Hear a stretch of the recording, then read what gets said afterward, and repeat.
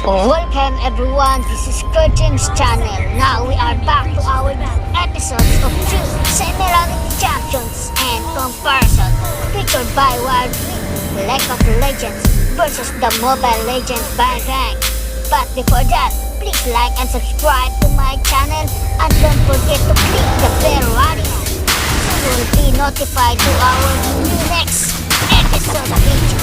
Let's do this!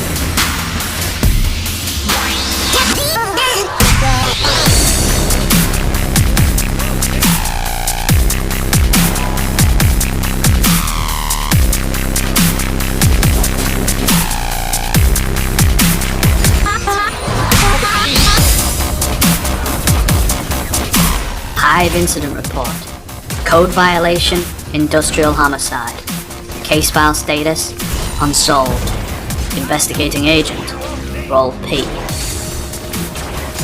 Team responded to report of suspicious character, criminal activity. Proceeded to sump works.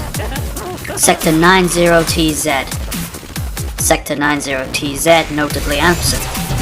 In its place, sinkhole, smoke, noxious fumes. Interviews with private security indicate urgent need for better private security. Response team entered sinkhole. Toxic runoff had melted away building wreckage. 2 survivors located. 1 partially liquefied and dripping off catwalk. 6 deceased bodies found among wreckage. 3 of them partial. 2 appear to predate the incident. Suspect seems to have removed jewelry, accessories, and dental implants, then sorted them into piles by colour. Causes of death include acute deceleration, caustic liquidation, and/or fatal crossbow wounds.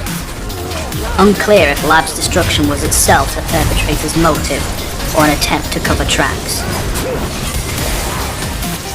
Survivor 1, Rakintava, facility researcher, brought up for interview but unable to provide statement due to 1, post-traumatic stress, and 2, liquefaction of tongue and lower jaw, awaiting toxic screen and prosthesis fitting. Search and rescue discovered apparent shantytown constructed from refuse. Recovered items include 57 waterlogged romance novels, illegible with edits made in crayon. 108 bottles unlabeled. Possible toxic runoff or discarded shampoo remnants. 200 pounds chewing gum. Possible installation art project. 1 jar of toenails, labeled by toe, finger, date, and mood. Survivor 2, Valerie Oland, sludge analyst, in recovery. Regained lucidity following prolonged therapeutic electrocution. Statement transcript excerpt follows. Got to do something. She's lost so much blood. Her co-workers lost a lot more than that. It's still out there. Ma'am, I need you to focus. Tell me what he looked like. Like a rat. Like a what? You mean small, beady-eyed, sort of rat-faced? I mean it looked like a giant goddamn rat. With a crossbow. Can we moderate her painkillers? You're not listening. It's a homicidal, psychopathic, giant freaking rat in a waistcoat. Nurse? On it. Edited. We were just scientists working on refining human waste into inexpensive baby formula. I saw it. I don't know how else to explain it. This crazed, enormous rat screaming at us, kicking over vats, spitting on food. The lab was sealed, nowhere to run. Chemicals flooded in through the sprinklers. I woke up in the dark. Well, the acid had melted my eyeballs. I could smell the twitchy bastard inches away from my face. It said, "Nobody steals Twitch's juice." It cackled wildly and skipped off. I can still smell it in my mind. Oh my gods, I can still smell it. End transcript. At this point, victim began screaming and has yet to stop. Update, Kintama, written testimony. The suspect summary as reported. Name, known aliases, Twitch. Sex, male, unconfirmed. Age, unknown. Height, 4'9", hunched over. Weight, less than 99 pounds. Distinguishing features, is a giant rat. Status, at large, armed, extremely dangerous. Do not engage.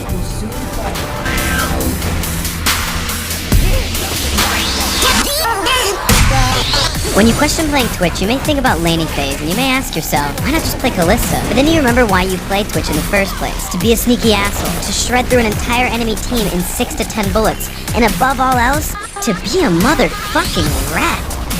But was Twitch always a shitty Kalista, or was there ever a time when he did more than just tickling tanks? Twitch has been jump-scaring kids since his creation. He was one of the first, before Rengar and Nocturne were even born. In fact, he was one of the original 40 champions to ever be released. Van Helsing, played by Steve Buscemi. Twitch's passive was the same. I mean, it did a little bit more damage early game, but is 3 really that much more than 2? Well, I don't know. Is Transformers 3 really that much different than Transformers 2? The answer is no. They both have an unnecessary amount of explosions, and Cody Maverick makes this face. Twitch's Q was ambush on steroids. You could stay stealth for 60 fucking seconds. Back when Sunfires could stack, just pop 6 of them on your ass and you burn kits for 300 damage a second while being invisible. You were literally an invisible sun.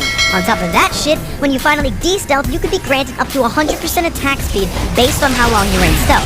That doesn't sound too bad, but you just wait. You just wait. One actual negative stat, though, was that Ambush had a self-slow of 30 to 35%. I couldn't find whether it was on turning invisible, or during stealth, or even after, because whenever you search anything about Twitch, you just get shit about the website and not the champion. Moving on to Twitch's W, debilitating poison. This ability slowed all enemies surrounding Twitch for 20 or 30% based on which patch you're on, and the slow increased by 10 or 6% per stack of his passive, again, depending on which patch. So basically, the only requirement was to be near Twitch, and you would get tagged by a slow. But let's say you just happen to get hit with a couple of autos. Well, that sucks, bitch, because now you're slowed for 80% for being near him. But for us, Sejuani's permafrost is the same thing. Yeah, but how long does her slow last for?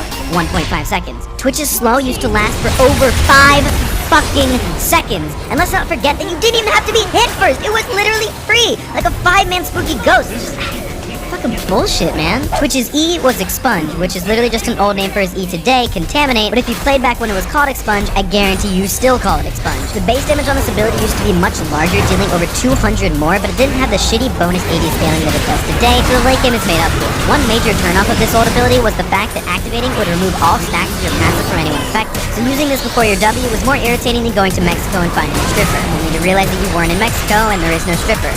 This is just a pole, and I'm the stripper. Yeah, that would be irritating. Finally, Twitch's ult was Spray and Pray. This ability was the same as his ult today, but the power level is like if today's ult is a mouse, and his old ult is fucking Godzilla with a rocket launcher that fires X-Wings piloted by Will Smith from Independence Day. First off, instead of giving additional AD, it used to give 140% attack speed. Remember when I told you to just wait? Yeah. Like, why my attack speed ends when your Q and ult give you more attack speed than you'll ever need? Not only that, but it used to give you a range of 1300. For reference, today's ult bumps his attack range from 550 to 850, being able to outrange turrets by 50 units. But 1300? And it gets worse. Today's ult's damage drops by 20% for each target a single shot passes through. That didn't happen back then. It used to deal 100% of its damage to everyone in a 1300 range with all the attack speed in the world, and you get to buy 6 items of damage because remember you got that attack speed.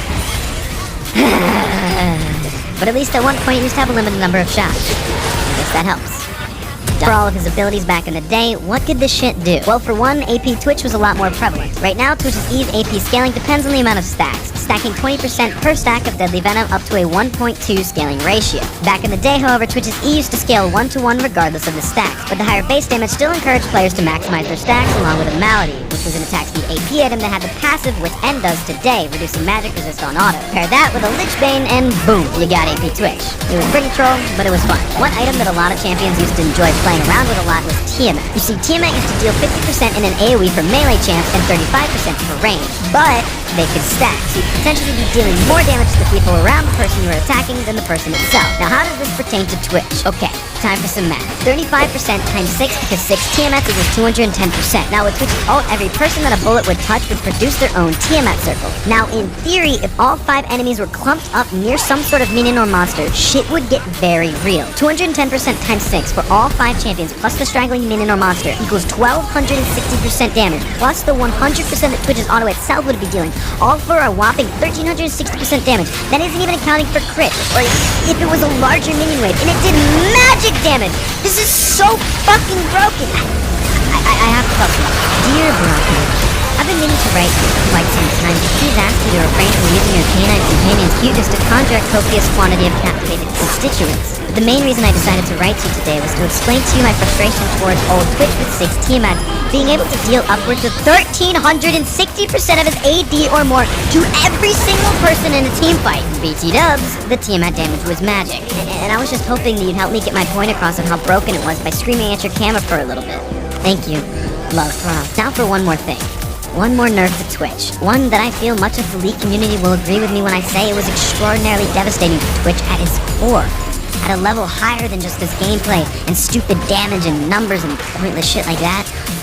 On April 21st, 2014, Spray and Pray was ripped from our lives. It literally did nothing for the game. Beforehand, it used to say, Twitch closes his eyes and rapidly fires his crossbow.